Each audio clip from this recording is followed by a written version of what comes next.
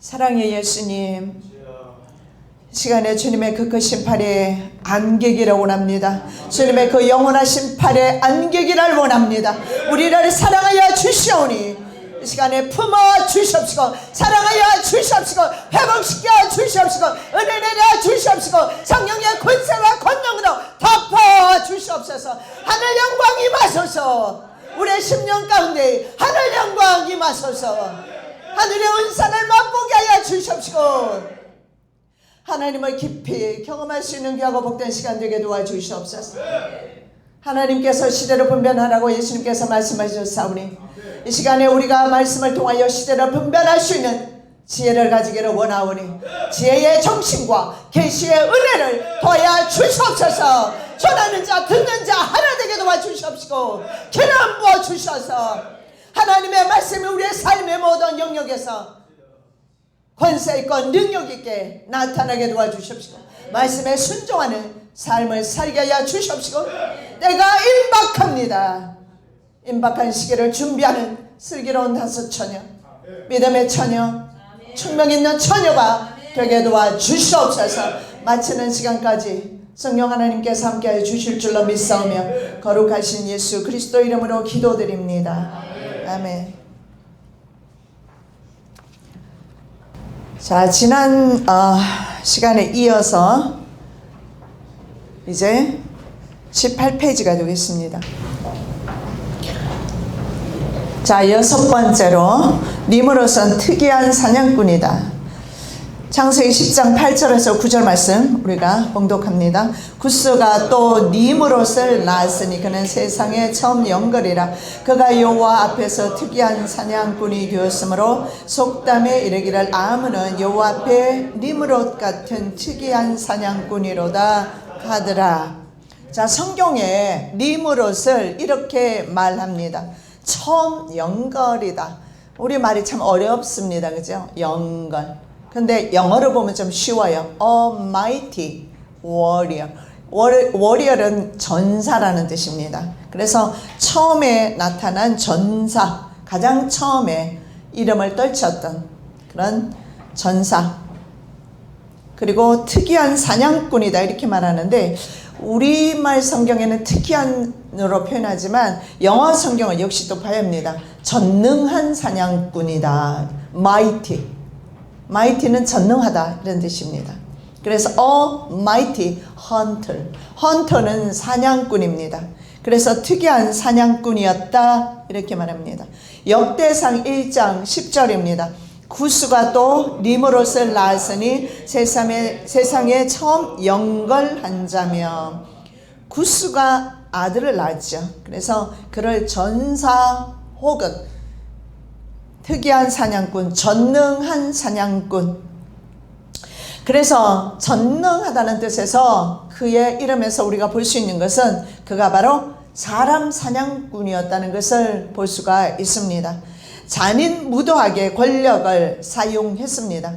그래서 그 권력을 가지고 지금도 마찬가지지만 권력을 이용해서 타인을 죽이는 그런 잔인무도한 일을 누가 했습니까? 처음으로 니므롯이라는 사람이 했다라고 성경은 말하고 있습니다. 이 영걸이라는 단어가 Mighty Warrior인데요.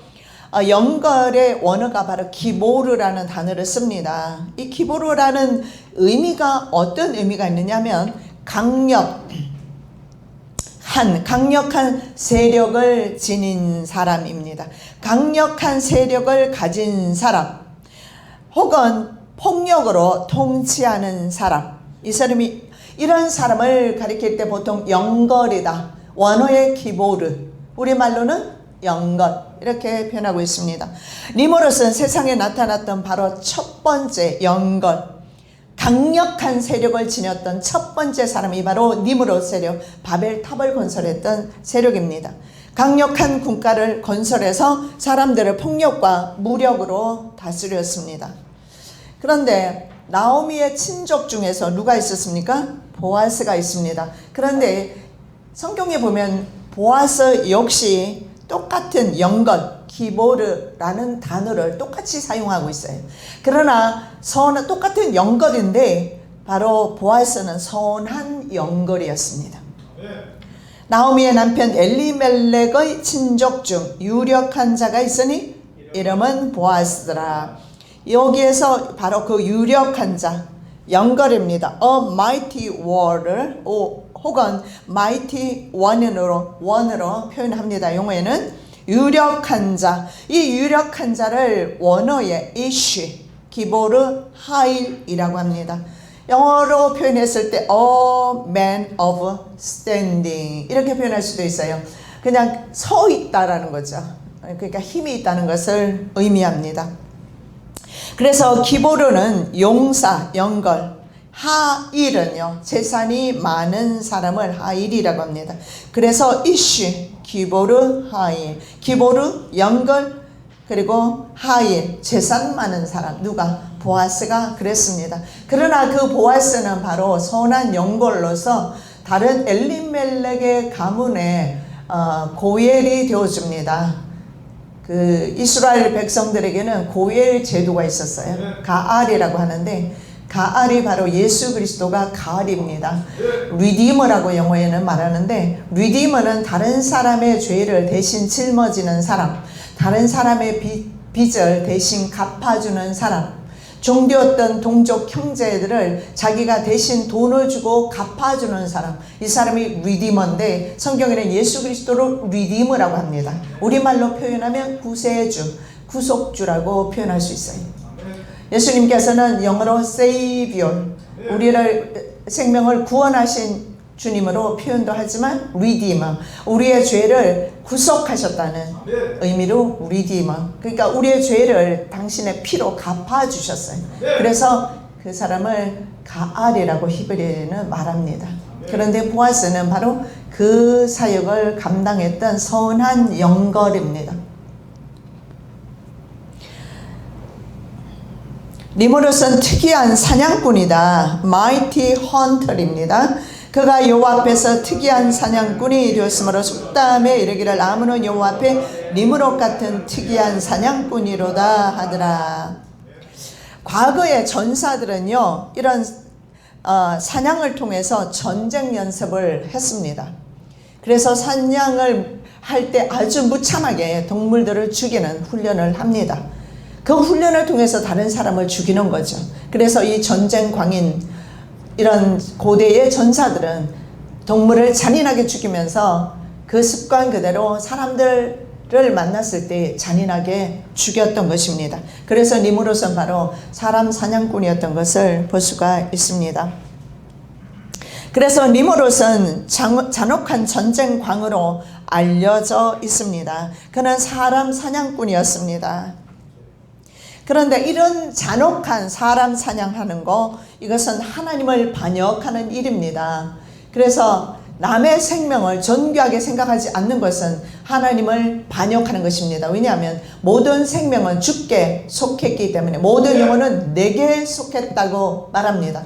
그래서 내가 다른 영혼을 비방하는 것, 비난하는 것도 주님은 안 좋아하세요. 왜냐하면 모든 영혼이, 온 세계가 주님께 속해 있고 모든 영혼이 주님께 속해 있기 때문에 하물며 다른 사람을 죽이는 일은 하나님 앞에 가증스러운 일이 될 것입니다.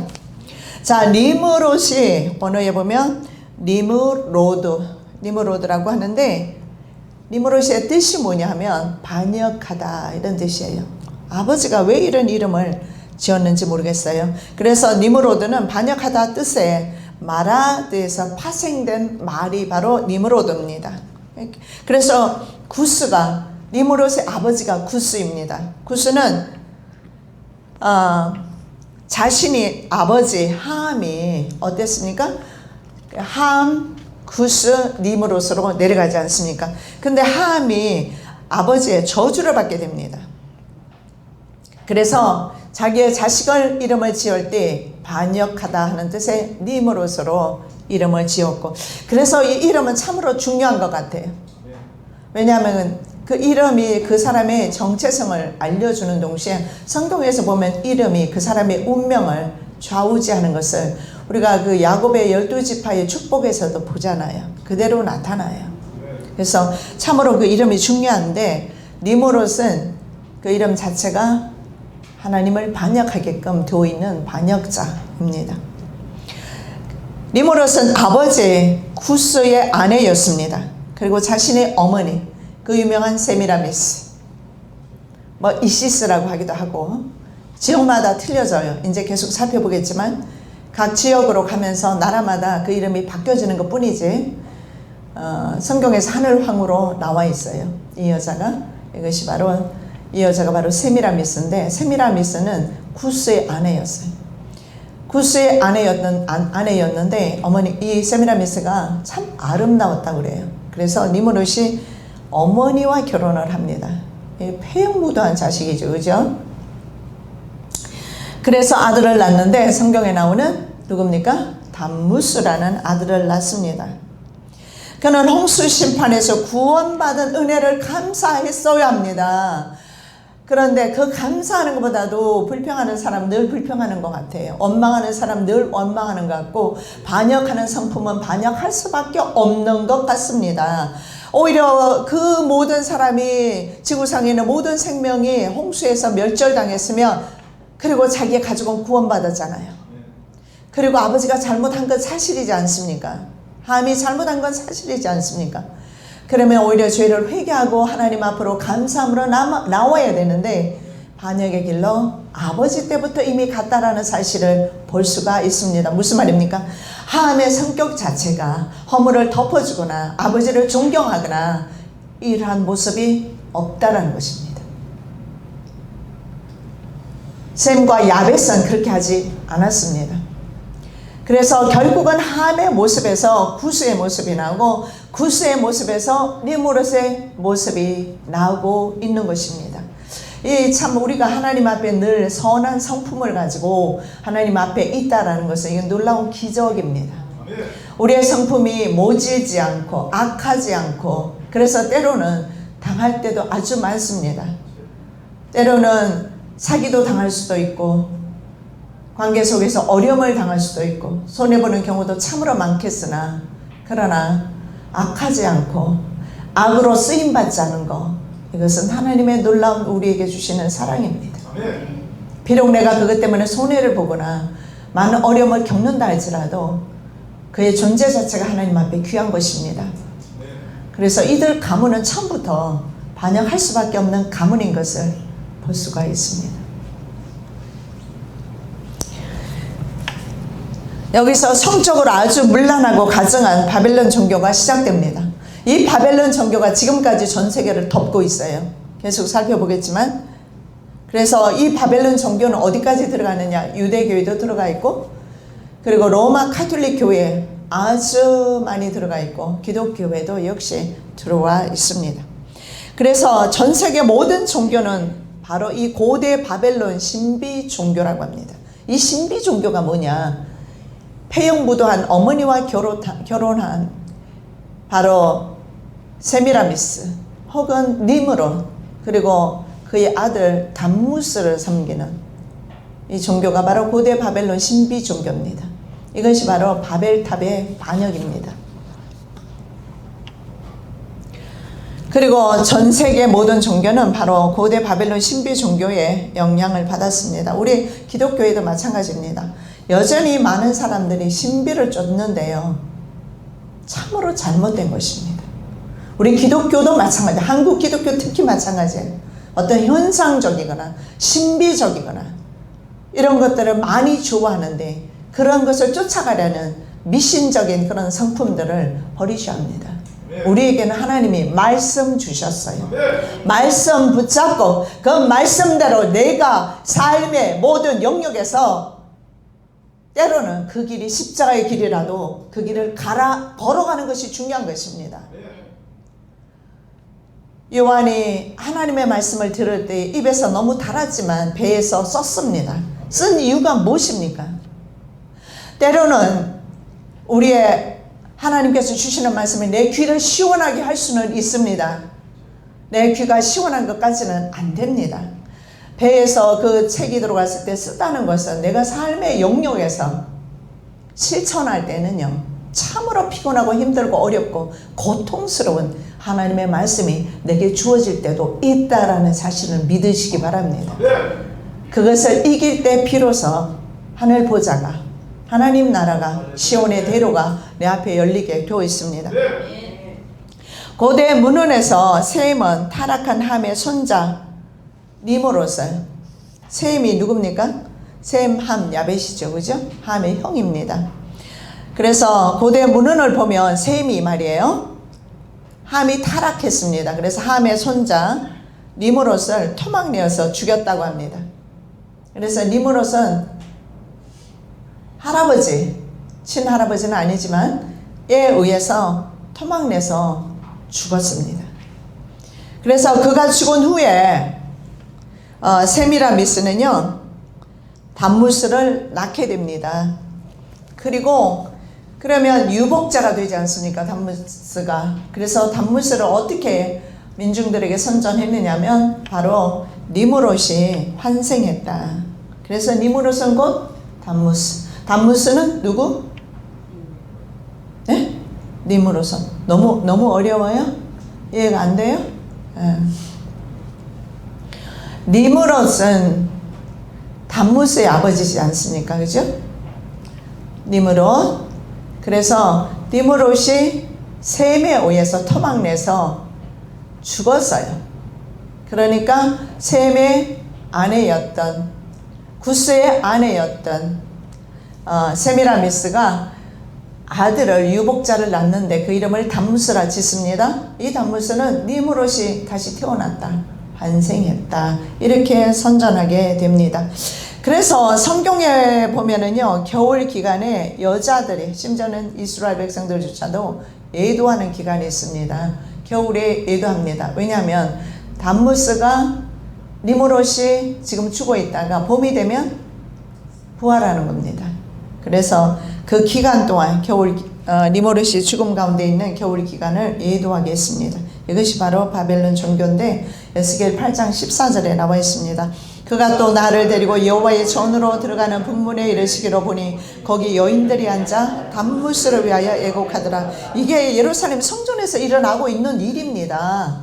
실제적으로 바벨론 신 담무스를 위해서 뭐 하고 있어요? 애도하고 있는데 지금 담무스가 말하자면 담무스가 니므롯이 담무스로 환생하는 기간이 겨울 기간입니다. 그래서 봄이 되기 전에 그는 어디에 있어요? 지하 무덤에 있기 때문에 그 기간을 애도하고 있는 것입니다. 이게 이스라엘 백성들이 한 짓이었어요. 그래서 그들은 바벨론의 포로로 갈 수밖에 없었습니다. 자, 세미라미스의 태양신 숭배 사상은 전 세계로 퍼져나갔습니다. 그래서 그 이름이 바뀌어지는데 가나안에서는요 바알입니다. 주신이라고 그러죠. 바알신으로 둔갑합니다. 그래서 바알신이나 바로 이 세미라미스, 왜냐하면 세미라미스가 니므롯이 태양이 되었다. 그래서 태양을 섬기게 했습니다. 그래서 가나안에 가면서 바알신이 되고 그 다음에 어떤 곳에는 시빌레라고 합니다. 탑으로 왕관을 쓴 여왕이 나오죠. 시빌레라고 부릅니다. 그 다음에 레아는요 야곱의 아내 중에 레아가 있죠. 그 의미가 뭐냐면 탑을 잉태한 여신입니다. 여러분 이 탑이란 말이 계속 나오고 있어요. 여기서 무엇을 볼 수가 있어요? 이 종교가 고대 바벨론 신비 종교라는 것을 알 수가 있고 이것이 유대 문화 가운데서도 깊숙이 들어와 있다는 것을 볼 수가 있어요. 그 이름을 보면 레아가 바로 탑을 잉태한 여신이라는 뜻입니다. 이 탑은 바벨탑입니다.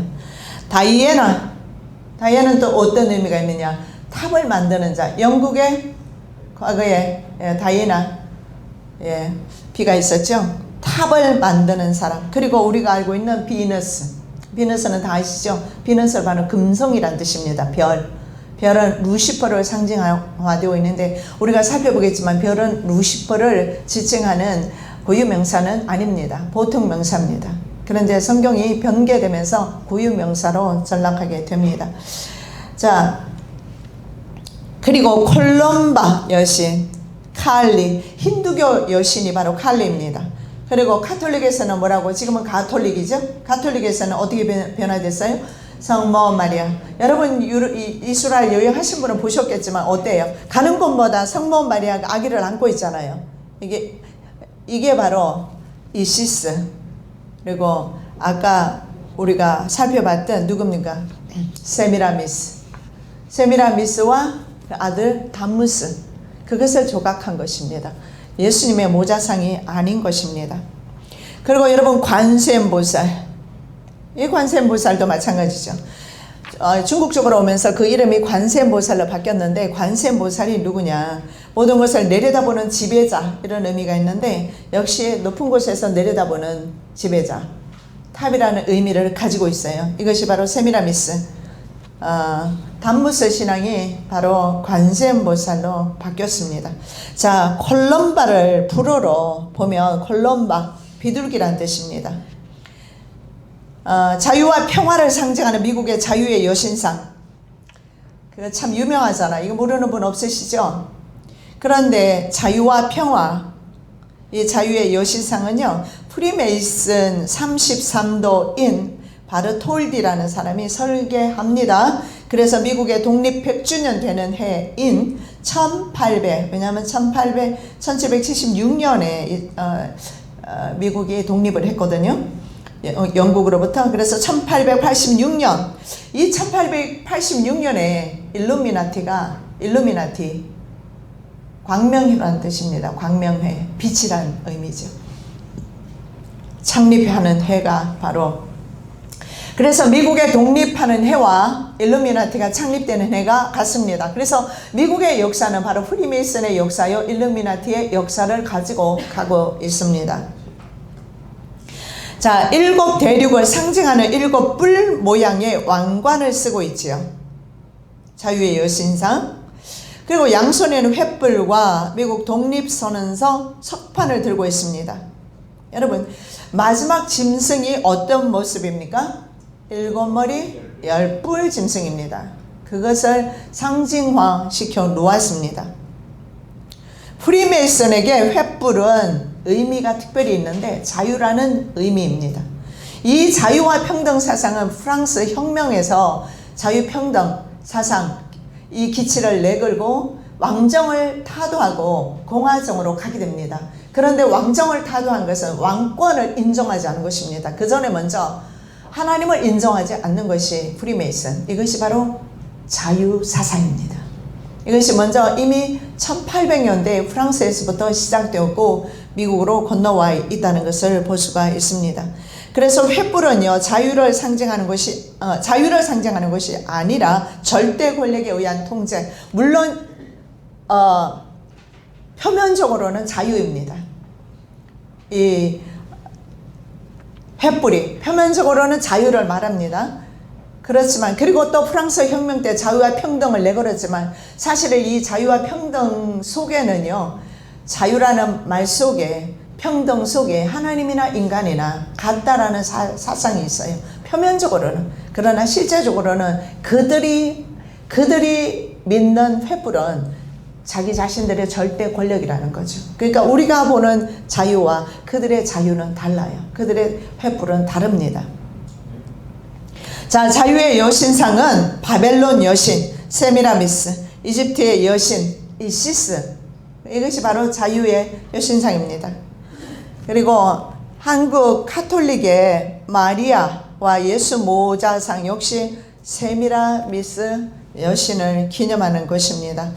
이 부분에 대해서 다음에 할 기회가 있을지 모르겠지만 영상이 올라가 있을 겁니다. 먼저 미국의 자유 여신상 그림을 한번 보시고, 그런 어떤 저것이 바로 프리메이슨이 상징하는 자기네들의 절대 권력을 상징하는 것이 바로 자유 여신상이에요.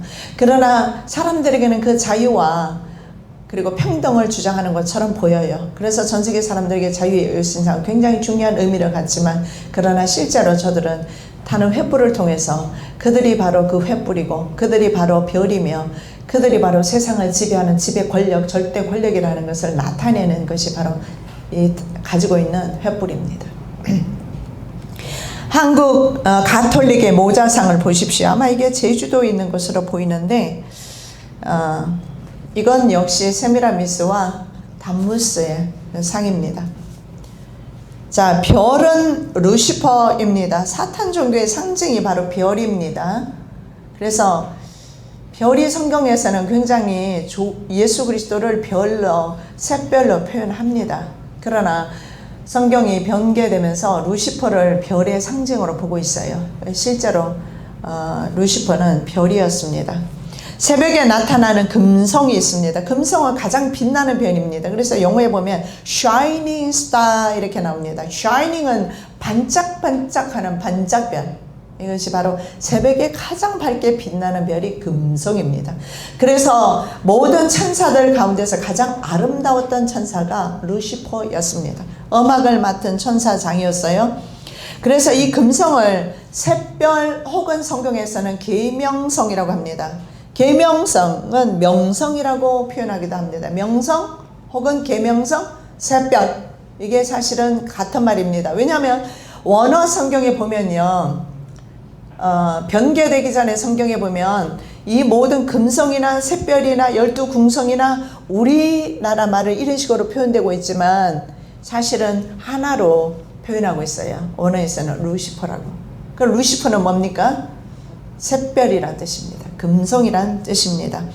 그렇다면 라틴어에서 이 두 번째 달에 이어서 두 번째 밝은 행성입니다. 물론 별 가운데서는 가장 밝은 빛이죠. 달이 가장 밝고 달을 뺀다면 별 가운데서는 가장 밝은 별이 명성 혹은 계명성. 그런데 계명성이란 뜻이 뭐냐면 빛을 가져오는 자. 그래서 빛으로 가장하는 것이 바로 적그리스도이면서 계명성인 것을 볼 수가 있습니다. 그래서 루시퍼와 세미라미스는 결국은 같은 의미인 것을 볼 수가 있습니다. 루시퍼도 세미라미스도 모두 별입니다. 자, 프리메이슨의 주요 상징 가운데 하나인 오각형이 있습니다. 오각형은 영지주의자. 이거 바울 사도가 싸웠던 그 당시의 이단이죠. 그리고 까발리스트가 있어요. 악마교도, 마법사 등에게 마법이나 오컬트, 심벌로 사용되는 것이 바로 오각형 별입니다. 오각별을 펜타그램이라고 합니다. 그래서 여러분 미국의 국방성이 어떻게 되어 있어요? 펜타곤, 오각형으로 되어 있어요. 그래서 미국에 뿐만 아니라 거의 특히 미국이나 영국이나 유럽이나 가면 거의 프리메이슨 자신의 상징들로 건축이나 바닥이나 건물이나 모든 곳에 다 새겨 놓아 있는 것을 볼 수가 있습니다. 그래서 역사는 아이러니하게도 사탄이 지배하는 역사와 함께 가고 있습니다. 그러니 사탄은 공중의 권세 잡고 지배하고 있으니 우리가 사탄에게 속하지 않은 내가 하나님의 성도라면 고생하지 않겠습니까? 힘들지 않겠습니까? 그래서 힘 많이 들 거예요. 때로는 눈물도 날 것이고 고난도 있을 것이고 역경도 있을 것이고, 그러나 하나님께서는 세상으로부터 저희들을 불러내셨어요. 천국의 소망이 있기 때문에 세상에서는 우리는 참는 것입니다. 인내하는 것입니다. 그래서 인내하는 자들에게 주시는 하나님의 면류관이 있지 않습니까? 자, 이 오각형 별에서 주로 있잖아요. 사탄교에서는 뭘 하는 줄 아십니까? 영을 소환합니다. 마법사들이 마법을 합니다. 그래서 오컬트 심벌로 상징되는데, 이 안에서 영을 소환하고 마귀를 소환하고 그리고 오각형 별 부적을 가지고 다닙니다. 이게 뭐 효력이 있는 것 같아요. 그러면 마귀가 오는 것 같습니다. 특히 사탄주의자 사람들은요, 바포맷이라고 합니다. 이게 황소 뿔이거든요. 이것을 새겨놓은 거꾸로 된 오각별을 가지고 사탄 숭배 의식을 합니다. 이제 오각별을 거꾸로 만들어서 그 안에 이제 바포맷은 황소 뿔이라는 의미입니다. 그림을 보시면 다윗의 별 모양의 이스라엘 국기가 있죠. 이것이 바로 오각형 별입니다. 역시 이스라엘 국기조차도 프리메이슨, 그럴 수밖에 없어요. 여러분, 이스라엘 국가가 어떻게 독립한지 아십니까? 이스라엘의 국가 독립 선언문이, 발포 외상의 선언문이 어디로 간 줄 아십니까? 로스트라일드 개인에게로 갔어요. 왜냐하면 로스트라일드 가문이 프리메이슨, 거의 로스트라일드가 우주의 주인이라고 할 정도로 부를 가지고 있는 프리메이슨이고 일루미나티인데, 이스라엘이 독립했다는 발포 외상의 그 선언문이 프리메이슨 거의 가장 높은 직급에 있는 로스차일드에게 갔습니다. 왜냐하면 로스차일드가 이스라엘을 건국하는데 재정적인 모든 부분을 제공했어요. 그래서 그의 도로도 이스라엘에 가면 있고 그의 나라로 해도 과언이 아닐 정도로 그런 왜곡된 역사 속에 예수님이 오시는 거예요. 그래서 우리의 눈으로 보는 것을 믿으시면 안 돼요. 우리는 오직 말씀 붙잡고 갈 수밖에 없어요. 그 외에 여러분이 신비를 쫓거나 말씀을 제쳐놓고 다른 것을 쫓으면 반드시 신앙에서 실패합니다. 어떤 현상이나 눈에 보이는 것이나 감각적인 거 이런 거 쫓으려고 하지 마세요. 이거 미혹입니다. 이거 이스라엘 백성들이 다 넘어갔어요. 우리에게는 그래서 하나님께서 말씀을 주셨고 말씀은 육신이 되어 우리 가운데 오셨고 말씀은 바로 예수 그리스도이십니다. 말씀 붙들고 승리하시기 바랍니다. 그래서 이것을 마긴 데이비드라고 합니다. 다윗의 별이라고 하는데 이것이 이스라엘의 국기입니다. 이거 오각형으로 되어 있어요. 자, 육각별은요 솔로몬 왕의 이방 왕비들을 통해서 이스라엘의 상징이 이미 되었습니다. 뭐 지금의 문제가 아니라 솔로몬 왕 때 벌써 이 육각형 별이 이스라엘의 상징이 되었어요. 너희가 너희 왕 식국과 너희 우상 기운 곧 너희가 너희를 위하여 만들어서 신으로 삼은 별 형상을 지고 가리라. 이 별 형상이 뭡니까? 육각별, 오각별입니다. 이것을 이스라엘 백성 가운데서 또 유행되었는데 솔로몬이 이방 왕비들을 통해서 그 땅에 들어왔어요. 그래서 마법 세계에서는 참 희한하게도 솔로몬 왕을 최고의 마법사로 인정합니다. 참 이게 통탄할 일이죠, 그죠? 그런데 그 솔로몬이 세금을 거둬들였는데 그 중수를 달아보니까 666달란트였어요. 자, 이러한 오각형 별이나 육각별 부적이나 장식관에서 인신제사를 드립니다. 아니면 악마를 소환하는 의식을 하는데 그것 또한 솔로몬에게서 비롯되었다고 전해지고 있습니다. 그래서 솔로몬의 육각별은 오랫동안 솔로몬의 옥새 문양이었다고 합니다. 그러다가 이것이 바로 중세의 다윗의 별 말긴 데이비드라고 합니다. 말긴 데이비드. 그래서 이 말긴 데이비드를 이스라엘 유대인들은 항상 달고 살아야 했습니다. 어디에서? 중세시대 게토라는 유대 격리지구에서 자기는 유대인이라는 표식을 항상 달고 살아야 했습니다. 여러분 어떤 의미일까요? 그들이 사탄을 숭배하는 의식에 참여했기 때문에 그 죄를 지고 살았다라는 것을 볼 수가 있어요. 이것이 바로 유대 역사입니다. 그래서 유대인들은 격리되어서 생존권, 인권 다 유린당하면서 두더지와 같이 박쥐와 같이 벌레처럼 인간 취급을 받지 못하면서 그들은 수천 년 동안 전 세계에서 유린당하면서 살았던 것입니다. 그 이유가 무엇입니까? 바로 사탄 숭배에 참여했던 이스라엘 유대인들이기 때문에 그렇습니다. 사람들은 자꾸 영적인 것을 쫓는데 영적인 것을 쫓다 보니 하나님의 성령은 놓치고 이렇게 사탄의 숭배로 가게 됩니다. 그래서 이스라엘 백성들 유대인들은 그 고통의 시간들을 보내게 됩니다. 자, 이 기는요, 이 깃발은요, 유대 국기지요? 이 유대 국기는 1897년입니다. 시온주의자가 유대로 돌아가자, 팔레스타인 땅으로 돌아가자, 시온주의 운동입니다. 시온주의자가 대회의 공식 문장으로 이것을 사용했습니다. 그러다가 1948년 10월 28일에 이스라엘 국기로 제정됩니다.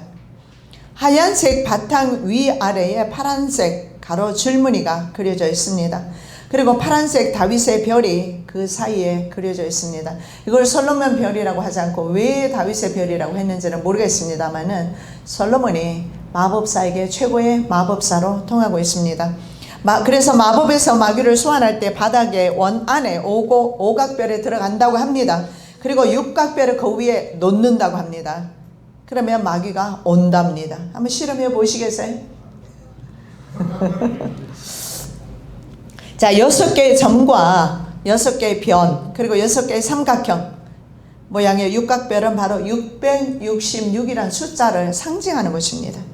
그래서 아까 제가 말씀드린 대로 열왕기상 10장 14절 솔로몬의 세금의 중수가 666 금 달란트요.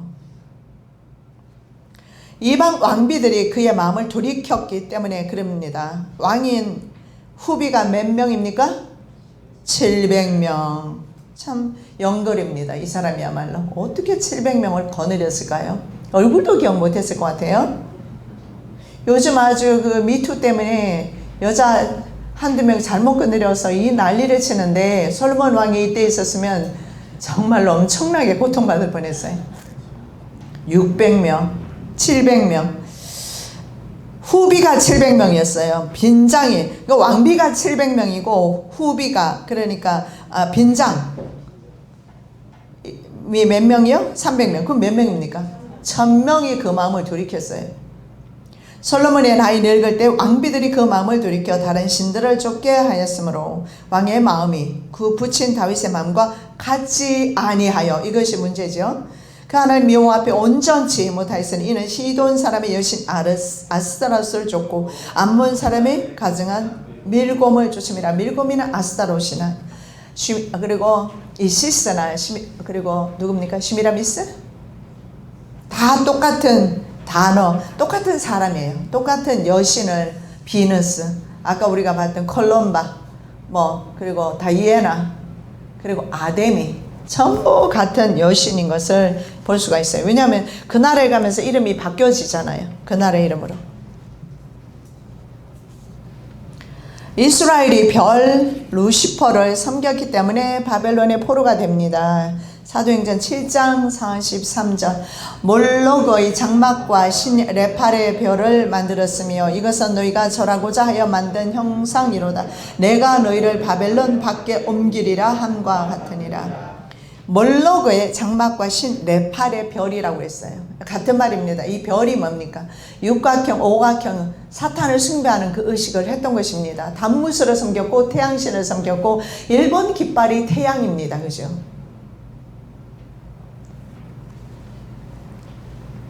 세미라미스는 이집트로 가면서 이시스가 됩니다.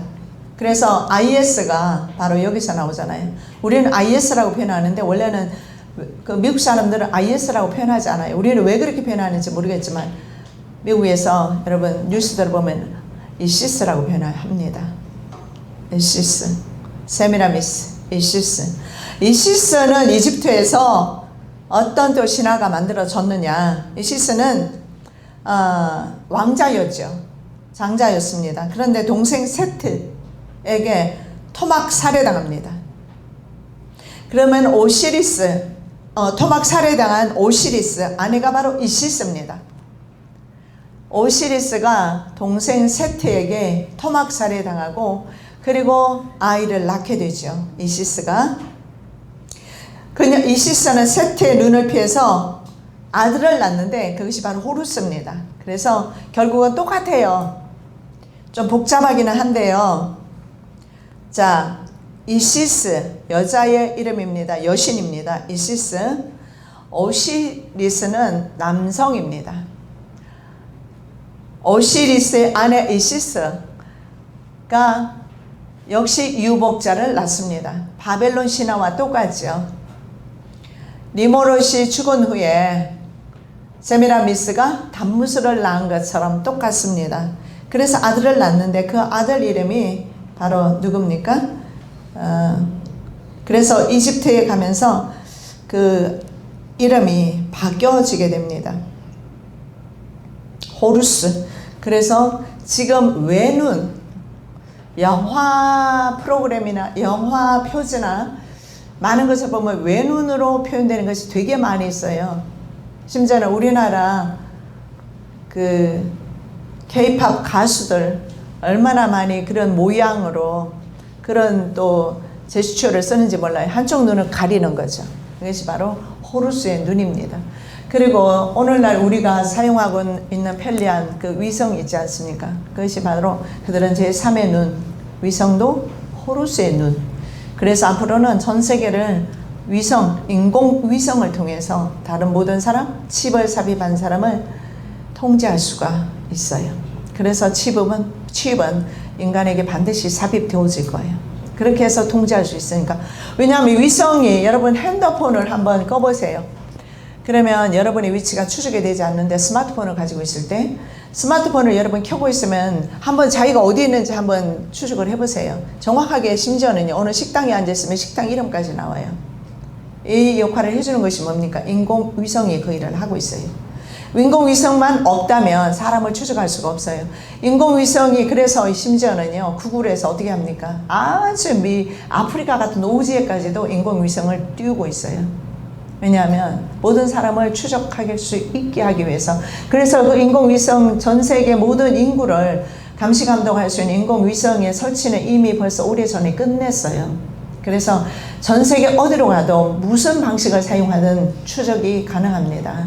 그것이 TV도 될 수 있고 라디오도 될 수 있고 스마트폰도 될 수 있고 문명기기를 다 없애버린다면 추적이 불가능하고, 그런데 그런 것을 추적하기 위해서 스마트폰을 버리면 되잖아요. 그런데 그러면 그 사람을 추적할 수가 없어요. 그래서 사람 몸에 놓으려고 하는 거예요. 그러면 보십시오. 어떤 세계왕이 세계를 통치할 수가 있는 것입니다. 왜냐하면 전 세계 사람들에게 다 칩을 넣어서 그들을 통제할 수 있잖아요. 죽일 수도 있고 살릴 수도 있고 얼마든지 가능합니다. 복종시킬 수가 있어요. 그러나 칩을 받지 않는 사람은 통제가 안 되기 때문에 그 사람은 반드시 잡으려 할 것입니다. 이것이 바로 후 3년 반에 일어나게 될 일입니다.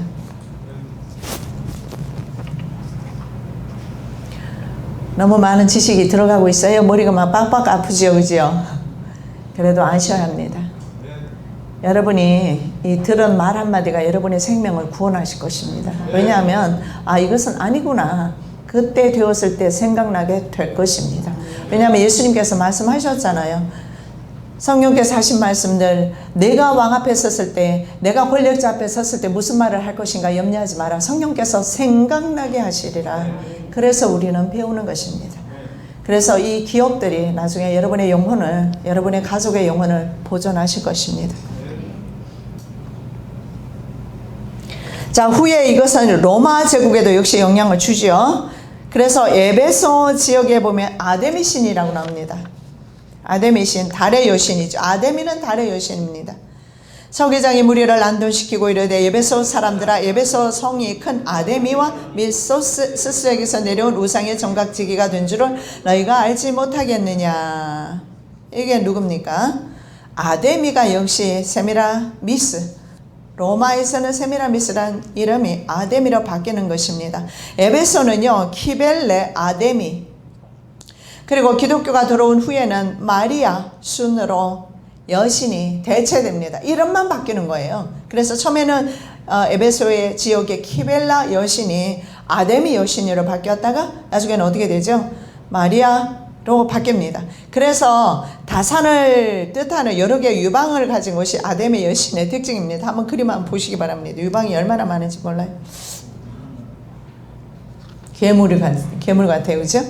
다산을 풍요와 다산을 원해서 저렇게 인간이 신을 만들어내는 것입니다.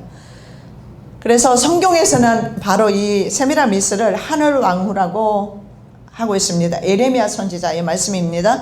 자식들은 나무를 줍고 아비들은 불을 피우며 부녀들은 가루를 반죽하여 하늘 황후를 위하여 과자를 만들며 그들이 또 다른 신들에게 전제를 부음으로 나의 노를 격동하느니라.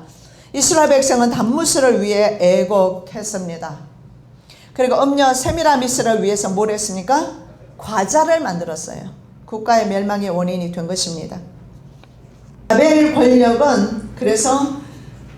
권력은 어디로부터 왔느냐? 루시프로부터 온 것입니다. 살펴보겠습니다.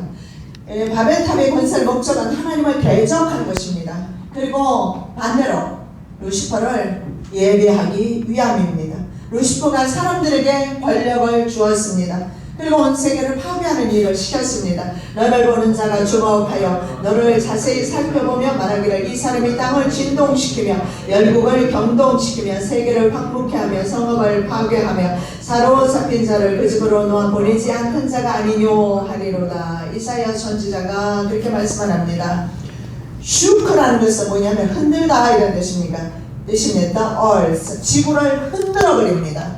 그리고 made kingdoms tremble, 왕국조차도 막 tremble도 막 요동치는 것을 말합니다. 이렇게 흔들었습니다. 무슨 말입니까? 권력을 주어서 결국은 세상의 강력한 권력들, 강대 국가들의 권력은 사탄의 권력인 것을 알 수가 있습니다. 사탄의 우두머리였던 루시퍼가 먼저 하나님을 반역하는 사건이 나오죠. 말씀 보겠습니다. 너 아침의 아들 계명성이 어찌 그리 하늘에서 떨어졌으며 너 열국을 엎은 자여 어찌 그리 땅에 찍혔는고 네가 내 마음에 이르기를 내가 하늘에 올라 하나님의 문별 위에 나의 보좌를 높이리라. 내가 북극 지표의 산 위에 좌정하리라. 가장 높은 구름에 올라 지극히 높은 자와 비기리라 하도다. 그러나 이제 네가 음부고 무덤의 밑에 빠지우리로다. 여러분, 루시퍼는 아침의 아들이란 뜻입니다. 아침의 아들, son of the dawn입니다. 새벽 아들입니다. 그리고 이 루시퍼는 계명성입니다. 그런데 이것이 고유명사가 아닌 것을 볼 수가 있습니다. 왜냐하면 예수님도 계명성으로 표현되고 있어요. 루시퍼로 표현되고 있다고요. 예수님도. 그렇다면 사실은 루시퍼라는 단어가 사탄을 호칭하는 단어가 아닙니다. 그런데 사탄을 이제는 호칭하는 고유명사가 된 것이 성경의 변개입니다. 나 예수는 교회들을 위하여 내 사자를 보내어 이것들을 너희에게 증거하게 하였노라. 나는 다윗의 불리어 자손이니 곧 광명한 새벽별이라. Shining star 혹은 morning star, 이거 같은 말입니다. 빛나는 별, 아침별, 계명성, 명성 같은 의미잖아요. 여기에서 우리는 헷갈립니다. 그리스도가 두 명이 있어요. 루시퍼가 두 명입니다. 예수 루시퍼와 그리고 또 하나 다른 사탄 루시퍼가 있는 것입니다. 그런데 이것 때문에 대부분의 사람은 가짜 루시퍼를 쫓아간다고 예수님이 말씀하십니다. 마지막 때 믿는 자가 없다. 거짓 선지자 적그리스도를 조심하라고 말하지만 사람들은 분별력이 없어서 거짓을 쫓기고 있습니다. 루시퍼는 아까 말씀드린 대로 빛을 가져오는 자입니다. 세상에 빛으로 오신 예수 그리스도를 의미합니다. 원래는. 그리고 실제로 루시퍼, 우리가 말하는 사탄 루시퍼도 정말 빛이었어요. 정말 천사들 중에 가장 빛나는 빛이었는데 자기의 위치를 망각합니다. 이거 참 문제입니다. 자기 자신이 하나님의 자녀라는 정체성, 그거 벗어나는 순간에 그는 교만하게 되고 하나님의 자리에 앉게 됩니다. 이거는 누구나 마찬가지입니다. 다윗은 왕으로서 위대한 것이 아니라 하나님의 자녀라는 사실을 깊이 인지하고 있었어요. 회개한 종으로서 하나님 앞에 서 있었어요. 그래서 하나님의 마음에 든 아들 다윗입니다. 그래서 다윗은 하나님의 사랑하는 자입니다. 그 이름이, 다윗의 이름이 하나님의 사랑하는 자, 하나님의 사랑하는 자, 바로 다윗입니다. 그가 바로 자기의 위치를 망각하지 않았어요. 비록 그가 왕이었지만 왕으로서 하나님 자리에 앉으려고 하지 않았어요. 단지 자기는 하나님의 종으로서 하나님을 찬양하는 그것을 더 기뻐하고 회개하는 자리에 나가는 것을 기뻐했습니다. 그런데 사탄은 그렇게 하지 않았어요. 예수님처럼 되기를 원했어요. 그래서 예수님의 흉내를 처음부터 끝까지 내고 있어요. 그래서 적 그리스도, 안티 크라이스트입니다. 그리스도를 반대하는 적 그리스도. 예수께서는 요한이 그렇게 말합니다. 세상에 빛이 있었는데 그 빛은 참빛이다. 그 빛이 세상에 오셨다. 육신을 입고 오셨는데 그 빛은 바로 말씀이다. 이렇게 요한은 증거하고 있어요. 그런데 역시 계명성, 역시 자기도 역시 빛이 없고, 그래서 자기가 진짜 빛이라고 사람들을 속이고 있고 사람들은 속아 넘어가고 있습니다. 그래서 루시퍼라는 이름은요, 사탄에게만 적용되는 것이 아닙니다. 루시퍼라는 이름 자체가 빛을 가져오는 자, 예수 그리스도를 가리킵니다. 세상에 빛을 준 사람은 예수밖에 없어요. 창세기 1장에 보십시오. 빛이 있으라. 누가 말씀합니까? 하나님께서 말씀하시잖아요. 그래서 세상에 빛을 주신 분은 바로 하나님 한 분밖에 안 계십니다. 그래서 여러분, 루시퍼 할 때 예수님이라는 사실을 여러분 아셔야 합니다. 그런데 신세계 질서를 주도하는 세계 상위 1% 엘리트, 일루미나티의 이름이 바로 광명배, 빛이라는 뜻입니다. 이들이 다 도용하고 있어요. 일루미나티 뭐라고요? 빛입니다. 프리메이슨은 뭡니까? 프리는 자유롭다는 뜻이고 메이슨은 석공이라는 거예요. 그래서 히람 아비프, 솔로몬 성전을 지었던 히람 아비프가 프리메이슨이 원조입니다. 시조예요. 다 성경에서 이렇게 나왔어요. 그럴 수밖에 없잖아요. 세상 역사가 하나님의 역사이니까요. 근데 변개시킨 거죠. 누가 그랬습니까? 사탄이 사람에게 권력을 줘서 그렇게 한 것입니다. 자, 우리 도표가 나오지요. 루시퍼, 라틴 말로 루시퍼가 빛을 가져오는 자, light barrier 뜻입니다. 빛을 가져오는 자. 그런데 럭스라는 라틴어의 럭스가 뭐냐면 light입니다. 빛입니다. 빛. bear가 뭐냐면은 to bear 혹은 to bring 해서 가지고 오다 하는 그런 의미가 있어요. 그래서 럭스와 페로의 합성어가 바로 루시퍼입니다. 루시퍼. 그래서 루시퍼는 빛이라는 명사, 럭스와 가져오다는 동사 결합되어 있어요. 그래서 빛을 가져오는 자 이런 뜻입니다. 그래서 라틴 문학에서는 루시퍼가 시적 표현으로 새벽별, 금성 또는 샛별, 그래서 모닝스타 혹은 데이스타 등으로 시적 표현으로 많이 사용되었다고 합니다. 자, AD 382년에 교황 다마스스 1세가 아주 난해한 고대 라틴어 성경 대신에, 라틴어가 굉장히 어렵습니다. 그래서 당시에 통용되고 있던 라틴어로 개혁하라, 고대 라틴어 말고 당시 라틴어로 개혁하라는 명령을 내리게 되죠. 교황이. 그래서 세인트 제롬, 성 제롬이 새로 라틴어 성경인 이것을 우리가 라틴 벌게이트, 여러분 많이 들어보셨죠? 라틴 벌게이트를 만들어냅니다. 고대 라틴어가 아니라 좀 현대 라틴어겠죠? 그것을 만들어내는데 이때 말입니다.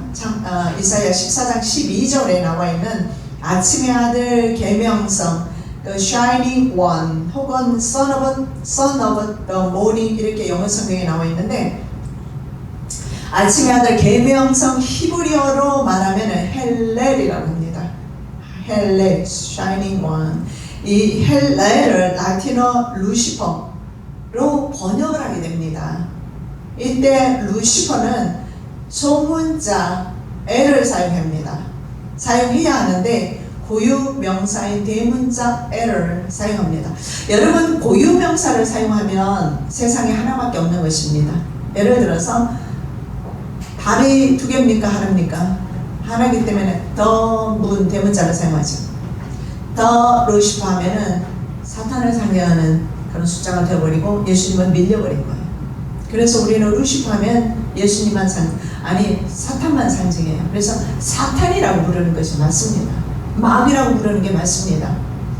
루시퍼는 빛을 가져오는 자 예수 그리스도를 가리키기 때문에 그렇습니다. 그래서 이때 번역하면서 대문자로 번역을 해버립니다. 그래서 고유 명사가 된 것입니다. 누구의? 사탄의 고유 명사가 루시퍼가 된 것입니다. 자, 이해가 됩니까? 네.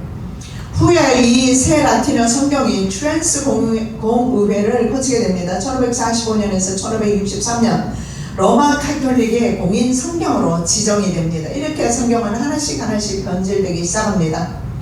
라틴어 성경은 이사야 14장 12절에 루시퍼는 물론 다른 곳에도 루시퍼를 사용할 때 아침, 욥기 12장 17절에 아침이라고 말하고, 욥기 38장 32절에 12궁성, 그리고 시편 110편 3절에 새벽, 베드로후서 1장 19절에 새벽 등으로 해석하면서 소문자를 사용합니다. 그리고 루시퍼에 관해서는 이사야 14장에서는 대문자를 사용하죠. 그래서 히브리어 헬렐이나 라틴어 루시퍼는 은유적으로 혹은 문학적 표현의 새벽일 뿐이지 고유명사로 사용될 수는 없는 것입니다. 우리가 한번 도표를 다시 보겠습니다. 방금 읽었던. 자, 이사야 14장 12절 여러분이 가지고 있는 그 책을 보셔도 됩니다. 자, 이사야 14장 12절 함께 우리가 보겠습니다. 너 아침의 아들 루시퍼야, 어찌 그리 하늘에서 떨어졌으며. 자, 다른 말로 합니다. 너 아침의 아들 샛별아, 이런 뜻입니다. 그리고 욥기 11장 17절입니다. 내 생명의 날이 대낮보다 밝으리니 어둠이 있다 할지라도 루시퍼 같이 될 것이다. 근데 우리말 성경에는 루시퍼 같이 될 것이라고 이렇게 나와 있지는 않아요. 뭐라고 나와 있어요? 우리말 성경에는 아침같이 될 것이라 이렇게 번역을 했어요. 근데 이 말이 원어에 보면 루시퍼라고 표현하고 있어요. 자, 욥기 38장 32절 내가 루시퍼를 때를 따라 이끌어내겠느냐. 근데 우리말 성경에는 어떻게 되어 있어요? 내가 12궁성을 때를 따라 이끌어내겠느냐. 루시퍼라는 뜻입니다. 원어에는 헬렐이라는 같은 단어를 사용하고 있어요. 자, 시편 110편 3절입니다. 주의 백성이 거룩한 옷을 입고 즐거이 헌신하니 루시퍼 이슬 같은 주의 청년들이, 사실은 새벽 이슬이라고 나와 있죠 성경에. 새벽 이슬이 바로 뭡니까? 루시퍼입니다. 예, 루시퍼 같은, 루시퍼 이슬 같은 주의 청년들이, 이렇게 말할 수가 있어요. 베드로후서 1장 19절입니다. 우리에게도 확실한 이혼이 있어 어두운 데 비치는 등불과 같으니 날이 새어 루시퍼가 너희 마음에 떠오르기까지 너희가 이것을 주의하는 것이. 예, 여기도 루시퍼, 샛별이 너희 마음에 떠오르기까지. 우리말 성경에는 그렇게 되어 있지만 원어에는 다 헬렐로 되어 있습니다. 루시퍼로 되어 있어요. 자, 여러분 킹 제임스 번역본은 루시퍼를 대문자 L을 사용합니다. 그래서 마치 루시퍼가 사탄의 고유명사인 것처럼 변질시켰죠. 루시퍼를 대문자로 사용할 때 다음과 같은 등식이 성립이 됩니다. 득표를 보십시오. 루시퍼, 샛별이라는 뜻입니다. 자, 정리하는 것입니다. 이것이 바로 이사야 14장 12절에 나와 있죠. 이것은 바로 사탄을 뜻하고, 사탄은 예수님과 동일한 말입니다. 새벽별, 이 새벽별은 어디에 나와 있어요? 요한계시록 22장 16절에 나와 있습니다. 같은 말입니다. 가장 빛나고 아름답던 헬렐, 루시퍼, 샤이닝 스타는 이제 어두움의 음부로 들어가게 된다고 성경은 말씀하고 있습니다. 그러나 이제 내가 음부, 꽃 구덩이의 맨 밑에 빠치우리라. 자, 성경에, 영어 성경에 보면 끌어내려지게 될 것이다. 이것은 다른 힘에 의해서, 누굽니까? 하나님에 의해서. 그래서 루시퍼를 제어할 수 있는 힘은 누구밖에 없어요? 하나님밖에 없어요. 그래서 그를 끌어내게 될 것이다. 영어 성경에 보면 thou라는 말을 씁니다. 고대 영어죠. though, 너는 shall be, 될 것이다. brought down to hell, 지옥 밑으로 빠지게 될 것이다. 뭐 이런 의미가 됩니다. 이것은 바로 미래형 수동태입니다. 누군가에 의해서 끌려서 지옥 가장 맨 밑에 떨어지게 될 것이다. 왜냐하면 만국을 진동시켰기 때문에 그렇습니다. 그래서 우리말 성경은요, 어디에서 왔습니까? 바로 킹 제임스 버전에서 우리말 성경이 번역이 되었어요. 그래서 우리말 성경 이사야 14장 12절에서 히브리어 헬렐을 계명성으로 번역합니다. 그리고 예수님을 상징하는 계시록 22장 16절의 계명성을 새벽별로 바꾸죠. 자, 그래서 루시퍼는 샛별, 사탄, 예수 같은 등식이 성립됩니다. 세상 권력이 사탄에게서 온 증거는 폭력적인 세상 권력의 모습에서 볼 수 있습니다. 그 증거가 성경에 나타나지요. 다니엘이 21일 금식을 시작합니다. 그런데 가브리엘 천사가 21일 동안 오지를 못합니다. 왜냐하면 페르시아 왕자에게 막혀서 못 왔다고 말합니다. 이게 말이 됩니까? 천사가 어떻게, 당시 전 세계를 지배했던 메데 바사, 페르시아 왕국, 오늘날 이란입니다. 이란 그런 군사력에 의해서 막힐 수가 있겠습니까? 세상 세력은 바로 마귀로부터 온 것이기 때문에 그렇습니다. 그가 내게 이르되 다니엘이 두려워하지 말라. 내가 깨달으려 하여 내 하나님 앞에 스스로 겸비케 하기로 결심하던 첫날부터 내 말이 들으신 바 되었으므로 내가 내 말로 인하여 왔느니라. 그런데 바사국군이 21일 동안 나를 막았으므로 내가 거기 바사국 왕들과 함께 머물러 있더니 군장 중 하나 미가엘이 와서 나를 도와주므로 이제 내가 말이래 내 백성에 당할 일을 내게 깨닫게 하려 왔노라. 대저 이 이상은 오래 후의 일이니라. 바사군이라고 합니다. 바사군은 메데 바사를 가리키는데 페르시아군이 어떻게 가브리엘 천사를 막습니까? 가브리엘 천사가 막혀서 못 오고 있다가 21일 후에 미가엘 천사가 도와줘서 왔다 이렇게 말하고 있습니다. 바로 이들은 페르시아 왕국의 왕자로 불리는 이들은 바로 사탄들입니다. 왕들과 나와 있는데 원어에 보면 왕자들로 나와 있어요. 바사국 왕자들과. 자, 이들은 사탄들입니다. 그리고 그들의 활동 범위가 당시에 바로 지상 제국이었던 페르시아였던 것을 볼 수가 있습니다. 그래서 적어도 이 프린세스 왕자들은 사탄 자신이거나 아니면 악한 천사들일 것입니다. 자, 8번째, 철저한 바벨론의 멸망이 이루어집니다.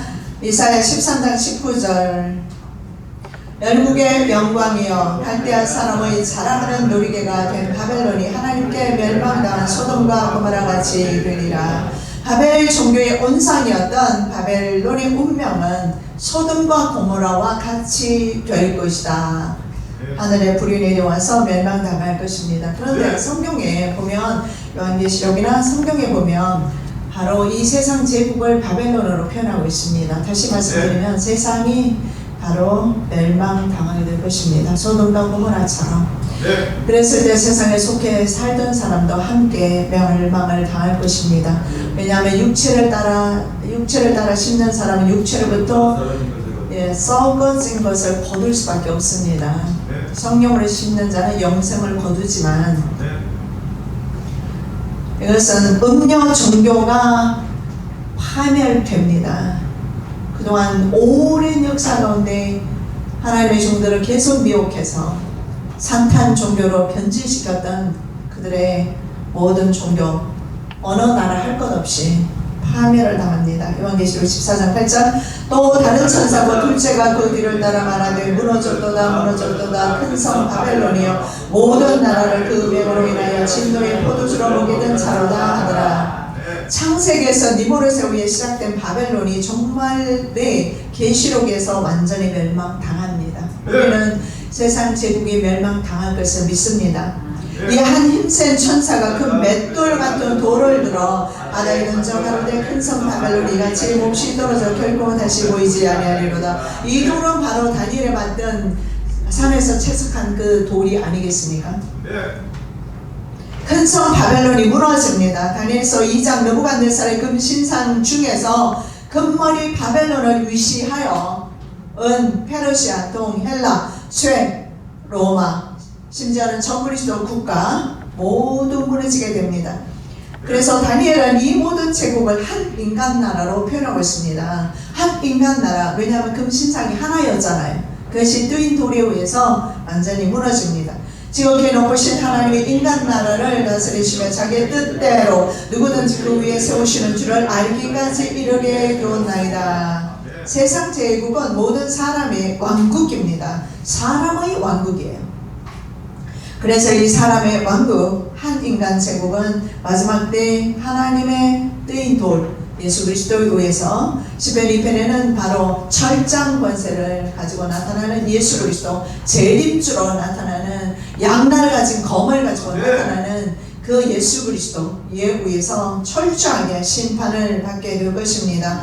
큰 성 바벨론은 지진으로 세 갈래로 갈라지면서 무너집니다. 큰 성이 세 갈래로 갈라지고 만국의 성들도 무너지니 큰 성 바벨론이 하나님 앞에 기억하신 바 되어 그의 맹렬한 진노의 포도주 잔을 받으며 지진도 일어날 것입니다. 세 갈래로 지진이 일어나면서 큰 성 바벨론 세상 제국은 1시간 안에 무너집니다. 뭐 오래 갈 것도 없어요. 1시간 안에 무너진다고 나와있죠. 계시록 18장 10절. 그 고난을 무서워하여 멀리 서서 가로되 화이도다 큰 성 경관성 바벨론이요 1시간에 내 심판이 이르렀다 하리로다. 1시간입니다. 언아울입니다. 1시간 안에 무너지게 될 것이다. 그리고 바벨론이 망할 때 보면 세상 모든 상품이 또한 없어져요. 우리가 그렇게 애타게 가지고 싶었던 것들, 땅과 집과 보석들, 이 시간에 이것도 같이 무너집니다. 바벨론아 내 영혼에 탐하던 과실이 내게서 떠났으며 맛있는 것들과 빛난 것들이 다 없어졌으니 사람들이 결코 이것들을 다시 보지 못하리로다. 바벨론을 인하여 치부한 이 상품의 상고들이 그 고난을 무서워하여 멀리 서서 울고 애통하며 가로되 화 있도다 큰 성이여 세마포와 자주와 붉은색을 입고 금과 보석과 진주로 울린 것인데. 세상에 여러분 유럽 가보셨습니까? 얼마나 휘황찬란하고 정말 벽화를 하나 봐도 금을 찍어 말랐고 건물을 세울 때 하나님의 성전이 그랬어요. 금으로 도배를 하고 그래서 유네스코의 세계문화유산으로 지정되어 있으나 그것들도 무너질 것입니다. 그것을 의지하면 함께 무너질 것입니다. 영원히 탐하던 이 과실은 나는 선악과가 아닌가 싶어요. 왜냐하면 모든 인생들이 이 선악과를 탐하다가 영혼을 잃어버리거든요. 이 선악과는 오늘날도 여전히 우리 앞에 있어요. 내 눈을 흐리게 만들고 내 영혼을 잠식시키고 있어요. 그 선악과에 붙들려서 내 눈이 현혹되고 미혹되는 동안에 그 선악과로 인해서 그 영혼까지 잠식당할 것입니다. 적당한 시점에서 여러분 충분합니다. 지족하는 마음을 가지시고 자족하는 마음을 가지시고 기쁨을 회복하시고 하나님의 기름 부으심으로 회복되시기 바랍니다. 왜냐하면 이 선악과는 권력과 물질로 사람들을 미혹하고 있습니다. 크게 많게 자살한 사람도 있어요. 자살하지 말고 회개하고 돌이켜서 가정을 잡고 살피지. 이게 선악과 아니겠습니까? 이 여자도 선악과예요. 여자가 뭐가 그렇게 중요합니까? 여자 때문에 자기 영혼까지 파괴하고 있지 않습니까? 남자가 무엇이 그렇게 중요하고 물질이 무엇이 중요하고 하나도 중요한 거 없어요. 내 영혼보다 더 중요한 것은 지구상에 아무것도 없습니다. 선악과를 물리치시기 바랍니다.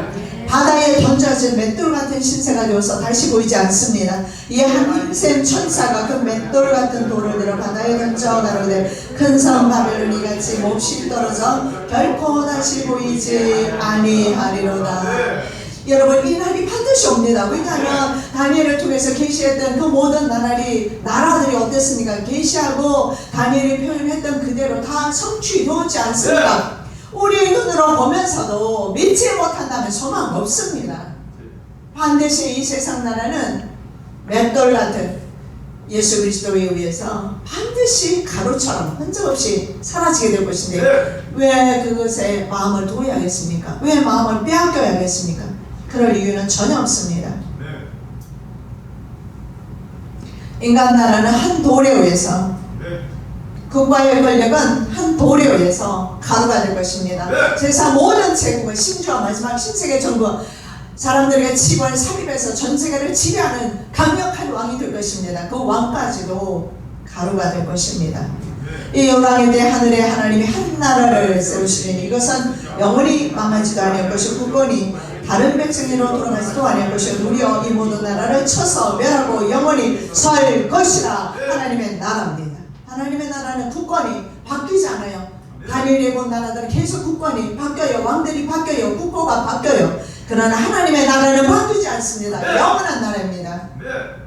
예수 그리스도가 이 나라의 왕이 되시기 때문입니다. 영원히 야곱의 집에 왕 노릇하실 것이며 그 나라가 무궁하리라. 무궁한 세상을 우리의 마음에 건설하시기 바랍니다. 짐승 제국의 표를 받지 아니한 사람은 영원한 나라에 들어갑니다. 안 받아야 합니다. 아무리 그것이 우리의 매매를 위한 것이고 아무리 그것이 우리의 신분을 증명하는 것이라 할지라도 그래서 나는 그것을 받지 않으면 신분증이 없어서 반정부주의자로 낙인이 찍혀서 계시록 20장에 말하는 것처럼 칼로 목베임을 당할지라도 나는 이 영원한 나라 때문에 영원한 나라에서 주님과 함께 왕노릇하기 위해서 나는 그 표를 받지 않습니다. 너희는 택하신 족속의 왕같은 제사장들이여 거룩한 나라요 그의 소유된 백성이니. 그렇습니다. 내가 바로 세상에서는 왕노릇하지 못했을지라도 하나님의 나라에는 주님과 함께 왕노릇하게 될 것입니다. 그래서 참으라고 말합니다. 참으면 또한 함께 왕 노릇할 것이요 우리가 주를 부인하면 주도 우리를 부인하실 것이며 시인하셔야 합니다. 내 목숨이 떨어져도 내가 단두대에 이슬로 사라진다 할지라도 참으셔야 합니다. 주를 부인하면 안 됩니다. 마지막 순간까지 주님을 부인하면 안 됩니다. 영원한 지옥이 준비되어 있습니다. 그러나 내가 어떤 손해가 오고 어떤 목숨의 위협이 생명의 위협이 온다 할지라도 주를 부인하지 않으면 우리는 곧바로 영생으로 들어갑니다. 영생의 나라 사모하시는 저와 여러분 되시기 바랍니다. 사랑해 주시니 감사합니다. 시대적인 귀한 말씀 주심을 감사하고 역사를 주님께서 계시하신 역사를 이 시대와 함께 살펴보게 하심을 감사합니다. 지혜의 영을 더 부어주셔서 말씀을 들을 때마다 깨닫게 하여 주시옵소서. 거룩하신 예수 그리스도의 이름으로 기도드립니다.